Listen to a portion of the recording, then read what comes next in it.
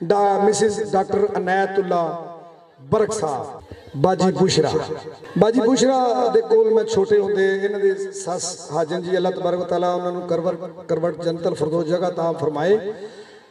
उन्हां को ते इन्हां को मैं कुरान पाक की तालीम हासिल की। इन्हां दे घर जाके इन्हां ने मैनू मारिया भी, बल्कि अल्लाह का लख लख शुक्र है कि इन्हां दे उस प्यार की वजह के नाल इन्होंने हमेशा मेरे वास्ते दुआवां कीतियां। मैं कुरान पाक की तालीम हासिल की और जिहड़ियां इन्हां ने मैनू याद करातियां ने आयतां या कुरान पाक दियां वो जिहड़ियां सूरतां वो अज भी मैं नहीं भुलिया। आपां जी एक तुसीं पर्ची फड़ लो, इसने फड़ लो, ए इनाम देंगे जी असीं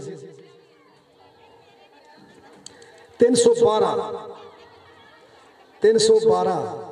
आ गया। भाई उठ के दे दे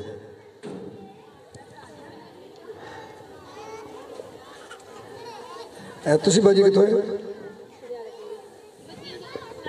अच्छा मैनू ये दसो कि तुहाड़ियां बच्चियां जिहड़ियां ने इत्थे किन्नियां पढ़दियां ने? सेंटर 2 बच्चियां मेरे पढ़दियां।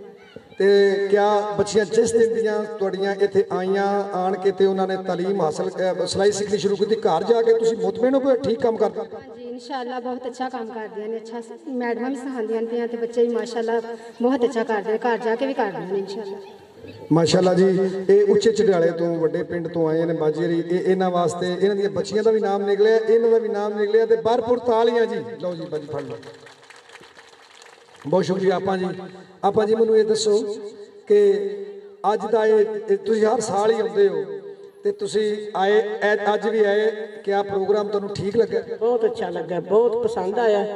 ते मेरे पुत्तर नूं अल्लाह इदू भी चौखी हिम्मत दे ते अल्लाह पाक तेरा नाम रोशन करे ते अल्लाह पाक इन्हां नूं आउण दी तौफीक दे ते सानूं भी दे ते इन्हां बच्चियां नूं अल्लाह सिखाउण दी भी ते अपना तौफीक दे ते सीखण दी भी ते अपना तौफीक दे।